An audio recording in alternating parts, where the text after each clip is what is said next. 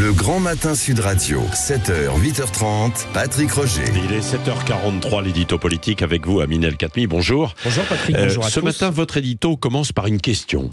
Oui Patrick, une question. Quelle est la différence entre une démocratie qui tient bon sur ses principes et une barbarie qui s'assoit allègrement dessus? Alors, c'est une belle question, digne d'un bac de philo par exemple, mais pourquoi vous posez cette question ce matin? Oui Patrick, ça ferait, c'est vrai, un bon sujet de bac de philo, mais ce n'est pas en pensant au bac que la question m'est venue à l'esprit. Je m'explique. Comme vous, et sans doute comme nombre de nos auditeurs, j'ai découvert sur les réseaux sociaux les clichés des 4 terroristes présumés responsables de l'effroyable attentat islamiste qui a visé la capitale russe, Moscou. On y voit les 4 protagonistes, après leur arrestation, le visage tuméfié, ensanglanté. Sur un cliché, on voit l'un des 4 allongé au sol, dénudé, ses parties génitales entourées d'un fil électrique, lui-même branché à un boîtier. On apprend qu'un autre a été contraint de manger sa propre oreille, coupée, tandis que les paupières d'un 3e ont été coupées elles aussi. Bref, chacun l'a compris.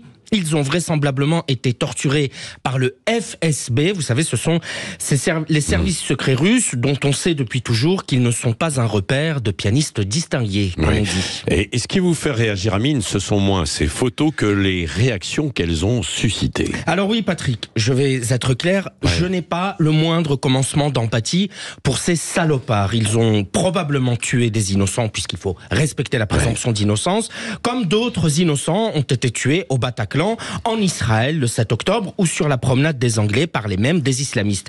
La seule chose qu'ils méritent donc est de croupir en prison jusqu'à la fin de leur jour. Mais lire comme je l'ai lu ou voir des gens se réjouir ouvertement face à ces photos, exulter, expliquer qu'ils l'ont bien cherché, qu'ils mériteraient même pire, sans doute la mort ou d'être lynchés en place publique, non, ça, je ne l'accepte pas. Je ne l'accepte pas car le principe même d'une démocratie est de ne rien céder sur ces grands principes. Et peut-être même d'abord, ai-je envie de dire, face à la tempête.